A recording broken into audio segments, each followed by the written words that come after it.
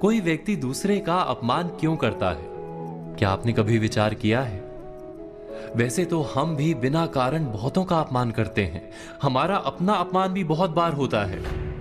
संसार का सारा व्यवहार एक दूसरे का अपमान करने पर टिका है। जैसे पति अपनी पत्नी का अपमान करता है, पिता अपनी संतानों का अपमान करता है, नौकरी देने वाला अपने नौकर का अपमान करता है, अर्थात जो भी बलवान है वो निर्बल का अपमान करता है।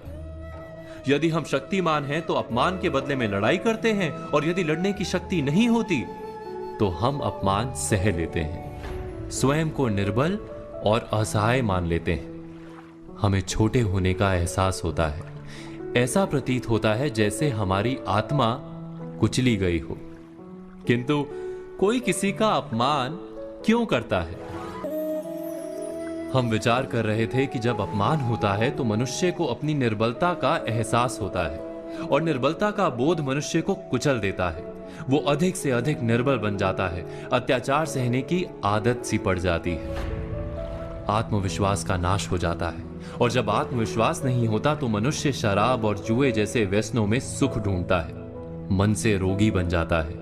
आखिर किसी भी मनुष्य की ऐसी दुर्गति कोई क्यों करता है? अपमान करने वाला वास्तव में क्या सिद्ध करना चाहता है? कभी गहराई से विचार किया है? हम विचार कर रहे थे कि कोई भी मनुष्य किसी का अपमान क्यों करता है। वास्तव में हम किसी का अपमान करते हैं उसकी निर्बलता सिद्ध करने के लिए, यह बताने के लिए कि हम अधिक शक्तिमान हैं।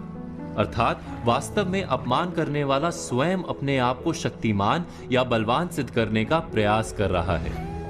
अपमान करने वाला हकीकत में अपनी शक्ति से आश्वस्त नहीं है, उसे अपनी शक्ति पर भरोसा नहीं है। दूसरों को चुनौती देकर वो अपनी शक्ति पर विश्वास प्राप्त करने की कोशिश करता है। क्या ये सच नहीं? हम बात कर रहे थे कि जब हम किसी का अपमान करते हैं तो वास्तव में इतना ही प्रकट करते हैं कि हमें अपने बल पर भरोसा नहीं। हमें ये संसार एक अविरत संघर्ष प्रतीत होता है, कभी ना रुकने वाली एक जंग सी दिखाई देती है। हम अपने निकट आने वाले सभी को प्रतिद्वंदी मानते हैं, फिर वो पति या पत्नी ही क्यों ना हो। हमें निरंतर लगता है कि हमें अपनी शक्ति सिद्ध करनी होगी, अन्यथा हमारा शोषण होगा, हम किसी के गुलाम बन जाएंगे। किंतु क्या हमने कभी विचार किया है कि दूसरों को प्रतिद्वंदी अर्थात दुश्मन मानने के बदले कलीग मान लें, हमारी सहायता करने वाले सहयोगी मान लें, अर्थात दूसरे व्यक्ति को प्रेम करें तो उसका अपमान करना आवश्यक ही नहीं होगा। किंतु प्रेम करने के लिए आत्मविश्वास आवश्यक है। जिसे अपनी शक्ति पर विश्वास नहीं, वो प्रेम कर ही नहीं सकता।